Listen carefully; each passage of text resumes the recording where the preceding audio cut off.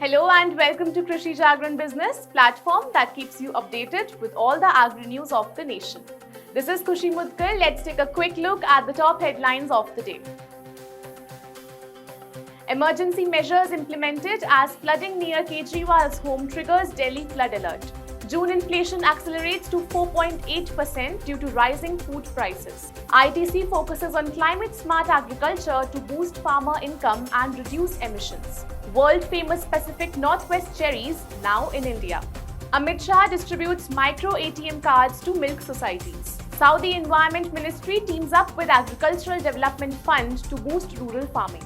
UN raises alarm as 735 million people battle with hunger crisis. Now the news in detail. The Yamuna River in Delhi is experiencing a significant rise in water level, leading to a flood alert and severe flooding in residential areas and roads. Emergency measures are being taken to address the situation as the water level has exceeded the danger mark. The Delhi government has requested assistance from the central government to deal with the escalating crisis, impacting thousands of residents. Currently, the water level in the Yamuna River stands at 208.46 meters, 3 meters above the danger mark as of 7 am today. The situation has worsened due to the release of water from the Hatnikund barrage in Haryana, causing additional flooding downstream. The Arvind Kejriwal-led government had appealed to the central government to stop the water discharge, but due to heavy rainfall in Himachal Pradesh, the barrage was forced to release excess water. In June, India's retail inflation rose to a 3-month high of 4.81% from 4.31% in May. This increase was primarily driven by higher food prices, specifically for items like cereals, pulses, milk and tomatoes. While inflation had been moderating over the past 4 months, June saw a reversal with urban consumers experiencing nearly 5% inflation and food price inflation almost doubling from May's level. Although retail inflation has remained below the Reserve Bank of India's upper tolerance threshold of 6% for 4 consecutive months, economists are concerned about the ongoing increase in vegetable prices and the impact of flooding plus uneven monsoon conditions. These factors could further intensify food price pressures on the overall inflation. ITC Limited, a diversified conglomerate, is committed to developing climate-smart agriculture systems to address the challenges of climate change, as stated in its 2023 annual report. The company's goals include improving farmer incomes, enhancing the resilience of agri-value chains, increasing productivity, and reducing emissions. The report highlights the success of ITC's Climate Smart Agriculture program, benefiting over 7 lakh farmers across 17 states and covering 23 lakh acres. Remarkably, greenhouse gas emissions from certain crops have been reduced by up to 66%, while farmers' net returns have increased by up to 90% between 2016 and 2021. To provide further support, ITC has facilitated 9.5 lakh linkages through major government schemes and expanded its collaboration with CGIAR's Climate Change and Food Security Program to encompass 4,800 villages across 11 states covering 10 lakh acres.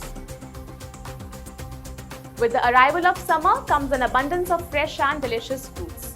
One of the highlights this season is the arrival of deep mahogany red cherries from the US Pacific Northwest, known for their juicy, ripe and irresistibly sweet flavor. The Northwest Cherry Growers, a well-known trade association based in Washington State, USA, has successfully brought these delightful cherries to the Indian market. In an effort to introduce health-conscious Indian consumers to this year's crop of Pacific Northwest cherries, the NWCG recently launched a campaign in India. The official launch of the Northwest Cherries campaign in India was led by Ron Verdonk, the Minister Counselor for Agricultural Affairs at the Embassy of the United States of America. He further expressed confidence that Indian consumers would adore the quality and taste of these cherries, considering them among the best in the world. Union Home Minister Amit Shah delivered a keynote address at NABARD's 42nd Foundation Day celebration in New Delhi. During the event, he distributed Micro-ATM and RuPay Kisan credit cards to milk societies, emphasizing the government's commitment to empower rural communities. He praised NABARD for its crucial role in supporting India's rural economy, agriculture, cooperative institutions, and self-help groups over the past 4 decades. He credits India's rural transformation to Prime Minister Narendra Modi's leadership, focusing on the development of urban and rural areas. He highlights the connection between agriculture and cooperatives, emphasizing NABARD's role in empowering self-help groups, especially women, to achieve self-reliance and gain respect in the society.